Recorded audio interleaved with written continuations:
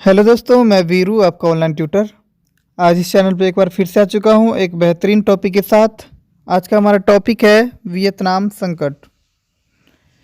तो वियतनाम संकट किस प्रकार से शुरू होता है ये हम समझेंगे। तो वियतनाम की अगर बात करें तो ये साम्यवादी चीन से ही अलग हुआ है और एक नया देश बना वियतनाम। वियतनाम जब चीन से आज़ाद हुआ तो कुछ समय तक ये स्वतंत्र रहा, लेकिन 1860 की बात करें तो 1860 में फ्रांस इस पर कब्जा कर लेता है और फ्रांस इसको गुलाम बना लेता है।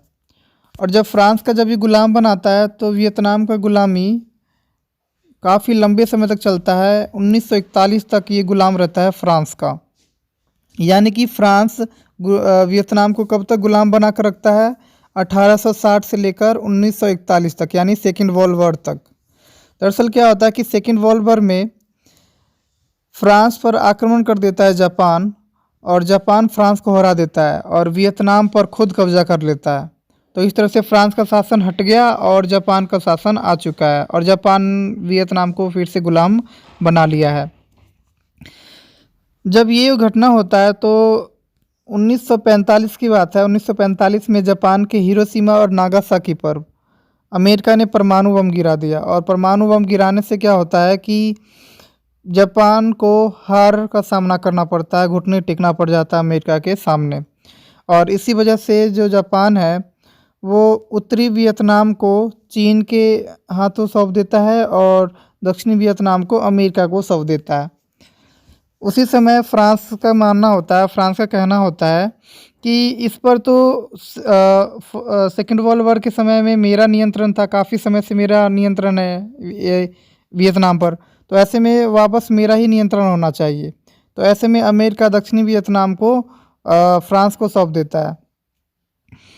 अब क्या होता है कि उत्तरी वियतनाम को साथ देने के लिए साम्यवादी देश यानी चीन और रूस आ जाता है, और बाद बाकी जो भी छोटे मोटे देश है जैसे क्यूबा वगैरह ये भी आ जाते हैं धीरे धीरे बाद में। और वहीं पे दक्षिणी वियतनाम की बात करें तो पूंजीवादी देश इसका साथ दे रहा होता है। अमेरिका जैसे देश, ब्रिटेन जैसे देश इसका समर्थन करता है।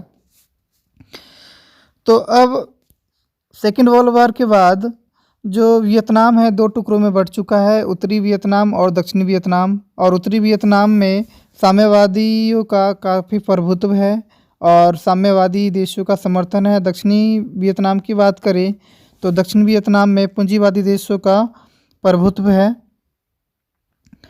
और उन्हीं का समर्थन दिया जा रहा है। अब इस तरह से उत्तरी वियतनाम और दक्षिणी वियतनाम में सेकेंड वर्ल्ड वॉर के बाद काफ़ी ज़्यादा मतभेद हो जाता है।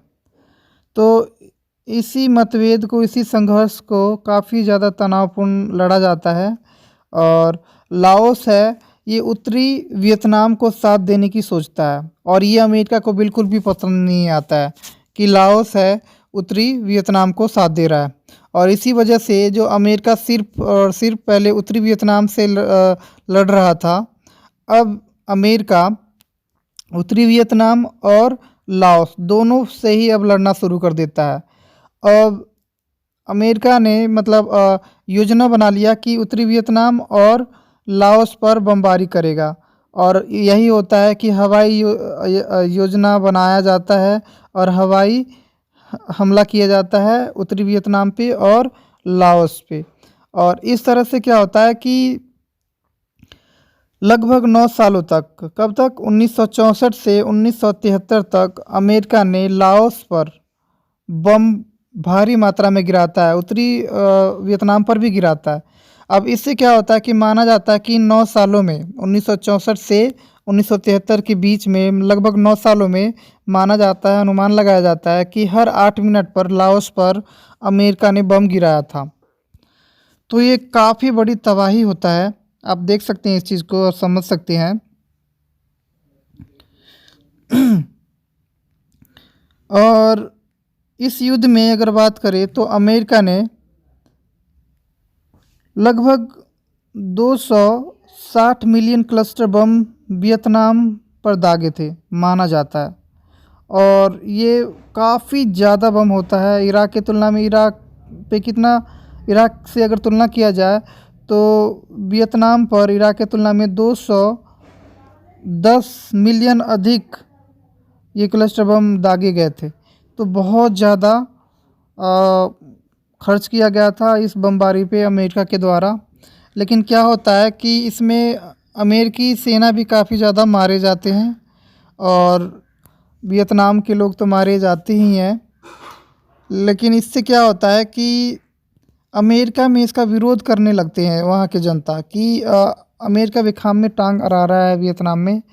तो ऐसे में जनता के दबाव में आकर और अमेरिका को अपना जो सेना है उससे वापस लेना पड़ जाता है 1973 में।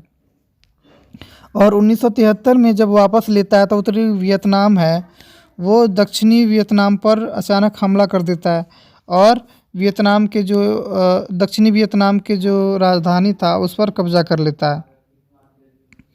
और इस तरह से क्या होता है कि माना जाता है कि अमेरिका अपना सेना वापस तो ले लेता है, लेकिन फिर भी माना जाता है कि इस युद्ध में अमेरिका का हार होता है, क्योंकि इसमें साम्यवादी देश उत्तरी वियतनाम जो था उसका जीत होता है और दक्षिणी वियतनाम का जो समर्थन पूंजीवादी देश कर रहे थे उसका हार होता है।